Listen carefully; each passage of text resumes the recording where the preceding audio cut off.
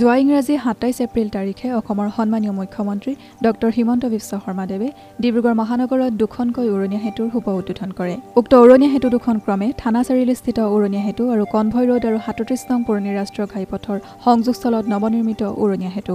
৪৫৮ metre দৈৰ্ঘ্যৰ থানা চাৰিআলিস্থিত উৰণীয়া সেতুখন ১৯৬৫ চনৰ পৰা থানা চাৰিআলি মানকটা পথৰ ওপৰত বিদ্যমান হৈ আছিল। বৰ্তমান ৬৯.৬৯ কোটি টকাৰ ব্যয়েৰে ৰেলৱে উৰণীয়া সেতুখন পুনৰ নিৰ্মাণ কৰি তুলিছে।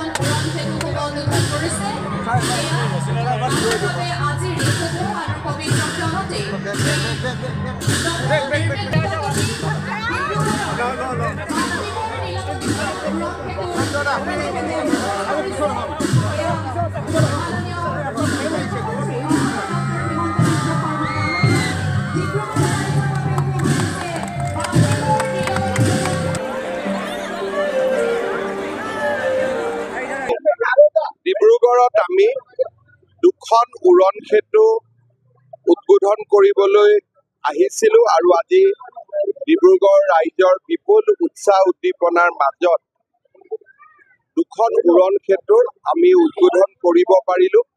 এখন উৰণ সেতু ডক্টৰ লীলা গগৈৰ নামত আমি উৎসৰ্গা কৰিছোঁ, আনখন উৰণ সেতু বাগ্মীবৰ নীলমণি ফুকন ডাঙৰীয়াৰ নামত আমি উৎসৰ্গা কৰিছোঁ। ইয়াৰ সমান্তৰালভাৱে ডিব্ৰুগড়ত আৰু দুখন নতুন উৰণ সেতু হ'ব।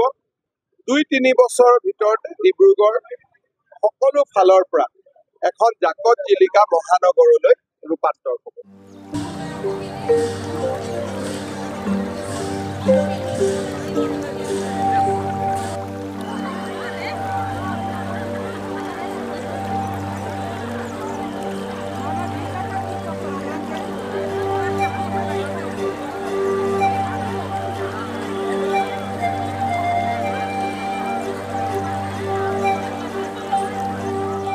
দুয়োখন উৰণীয়া সেতু উদ্বোধনৰ বাবে ডিব্ৰুগড়স্থিত বৈৰাগী মঠ কনভয় ৰোডত অনুষ্ঠিত হোৱা সভাত মুখ্যমন্ত্ৰী ডক্টৰ হিমন্ত বিশ্ব শৰ্মাদেৱে উল্লেখ কৰে যে কনভয় ৰোড আৰু ৩৭ নং পুৰণি ৰাষ্ট্ৰীয় ঘাইপথৰ সংযোগস্থলত নিৰ্মাণ হোৱা উৰণীয়া সেতুখন বিশিষ্ট লেখিকা আৰু শিক্ষাবিদ ডক্টৰ লীলা গগৈ আৰু থানা চাৰিআলিস্থিত উৰণীয়া সেতুখন কবি বাগ্মীবৰ নীলমণি ফুকনদেৱৰ নামত উৎসৰ্গা কৰা হৈছে।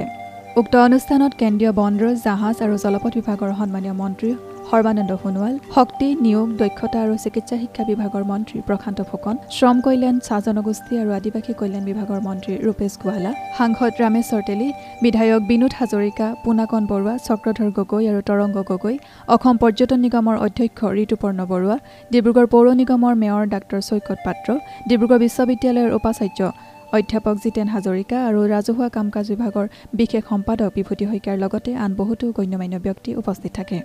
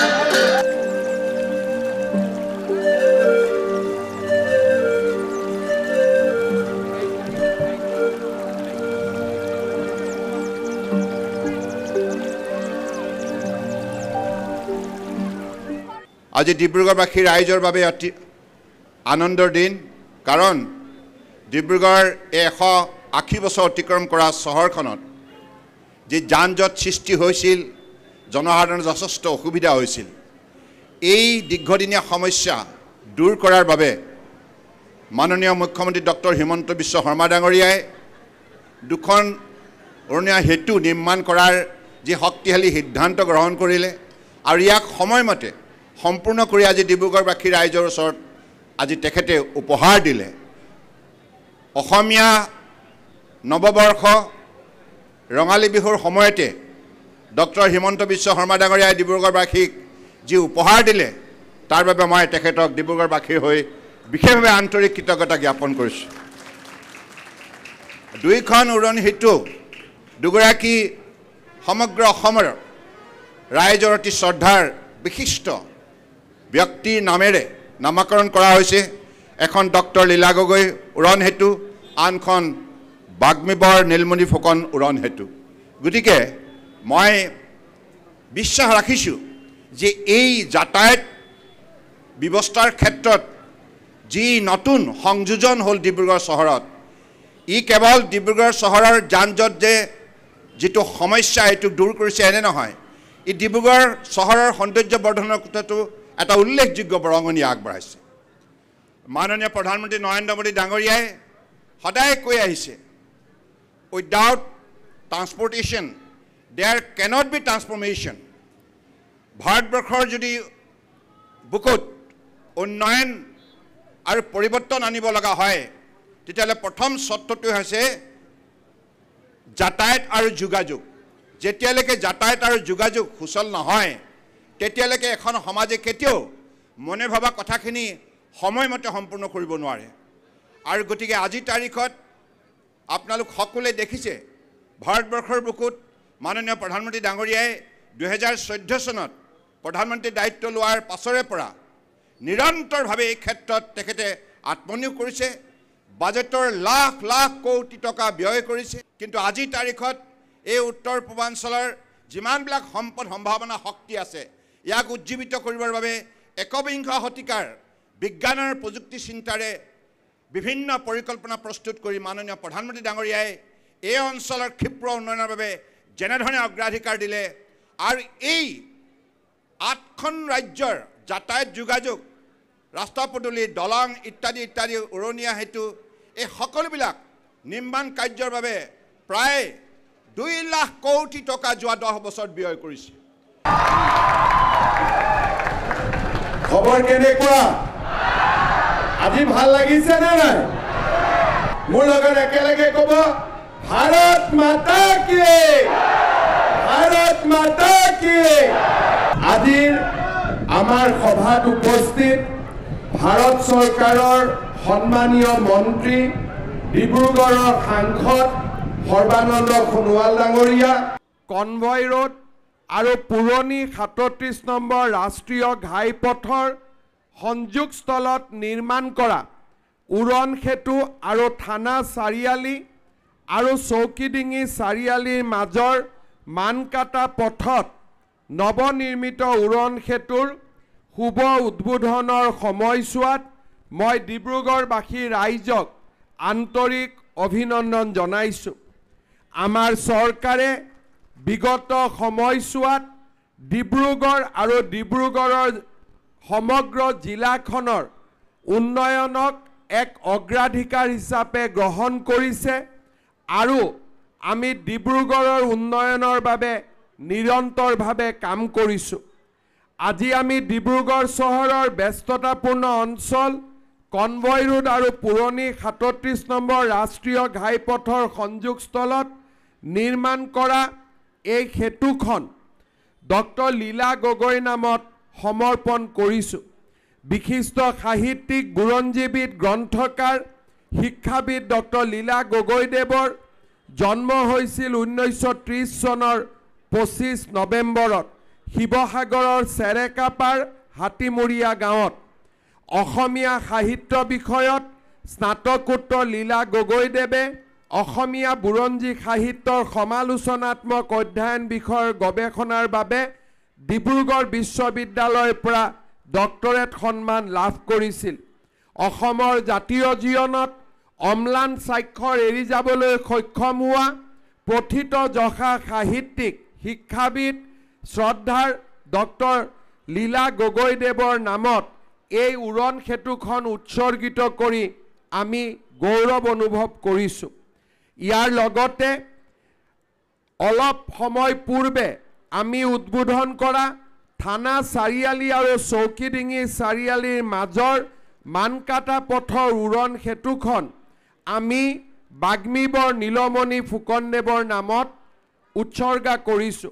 এটা কথা আমি প্ৰথমবাৰৰ বাবে গৌৰৱেৰে ক'ব বিচাৰোঁ যে আগতে অসমৰ উন্নয়ন গুৱাহাটী মহানগৰত সীমাবদ্ধ হৈ আছিল, কিন্তু আমাৰ ভাৰতীয় জনতা পাৰ্টিৰ চৰকাৰে সমগ্ৰ অসমৰ সুষম আৰু বিকশিত উন্নয়নৰ বাবে আমি অসমৰ প্ৰতিখন জিলালৈ উন্নয়নৰ নতুন দিগন্তক লৈ যাবলৈ প্ৰয়াস কৰিছোঁ।